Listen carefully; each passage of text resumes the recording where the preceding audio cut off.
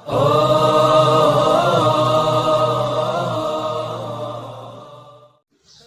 اللہ الرحمن الرحیم یا ایھا الذین آمنوا کتب علیکم الصیام کما کتب علی الذین من قبلکم لعلکم تتقون صدق اللہ العظیم اللہم صلی علی سیدنا و مولانا محمد مبارک وسلم علیہ۔ احباب ذی وقار، اللہ رب العالمین نے روزے کی شان میں فرمایا ایمان والو تم پر روزے فرض کر دیے گئے ہیں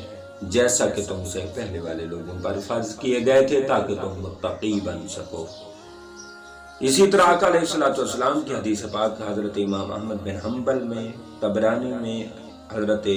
عبداللہ ابن عمر رضی اللہ تعالی عنہ سے حدیث پاک روایت ہے، فرمایا میری امت کی شہوت کو کم کرنے والی دو چیزیں ہیں۔ امت کی شہوت کو فرمایا وہ کیا ہیں؟ ایک روزہ ہے اور ایک قیام اللیل ہے، رات کی شب بیداری، رات کے نوافل، صلاۃ اللیل ہے۔ اور اسی طرح آقا علیہ الصلوۃ والسلام نے ارشاد فرمایا، حضرت بزار میں حدیث پاک آئی، حضرت حذیفہ بن یمان رضی اللہ تعالی عنہ روایت کرتے ہیں، آقا علیہ الصلوۃ والسلام نے فرمایا روزے کی حالت میں جس کے خاتمہ کے فیصلہ کیا گیا اللہ رب العالمین اسے جنت میں داخل فرمائیں گے۔ روزے کی حالت میں جس کا خاتمہ ہوا، موت کا فیصلہ اللہ پاک نے فرما دیا تو روزے کے تقدس کے پیش نظر اللہ پاک ان کی بخشش فرما دے گا۔ لیکن یہ یاد رکھیں، خالی کہتے ہیں کہ ماہ رمضان میں جو فوت ہوا وہ جنت میں چلا جائے گا، نہیں، ڈیپینڈ کرتا ہے کہ آپ ماہ رمضان کا قدر و احترام کتنا کر رہے تھے، روزے کا کتنا اہتمام کر رہے تھے،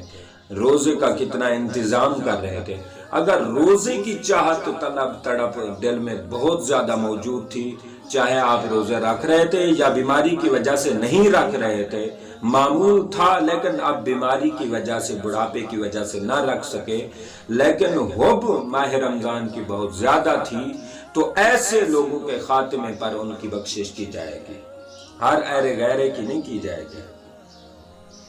اسی طرح آقا علیہ الصلوۃ والسلام نے خطیب نے روایت کیا حضرت سعد بن سعد رضی اللہ تعالی عنہ سے، آقا علیہ الصلوۃ والسلام نے فرمایا جس نے ایک دن نفلی روزہ رکھا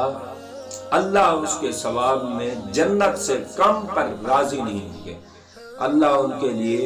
نفل روزے کے سبب اللہ پاک انہیں جنت عطا فرمائیں گے۔ تو جو نفل کا یہ ثواب، یہ انداز رب ذوالجلال کا ہے، تو فرض روزے اور ماہ رمضان کے بارے میں آپ کیا سوچ سکتے ہیں؟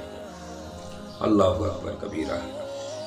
اسی طرح آقا علیہ الصلوۃ والسلام نے ارشاد فرمایا روزے دار کی خاموشی تسبیح ہے، اس کا سونا عبادت ہے، اور اس کی دعا کو قبول کر لیا جاتا ہے اور اس کے عمل کو دگنا کر کے بڑھا دیا جاتا ہے۔ اور اسی طرح آقا علیہ الصلوۃ والسلام نے فرمایا روزے دار عبادت میں رہتا ہے گو کہ وہ اپنے بستر پر کیوں نہ سویا ہو۔ اور اسی طرح آقا علیہ الصلوۃ والسلام نے فرمایا بہقی میں حضرت عثمان سے رضی اللہ تعالی عنہ سے روایت ہے، آقا علیہ الصلوۃ والسلام نے فرمایا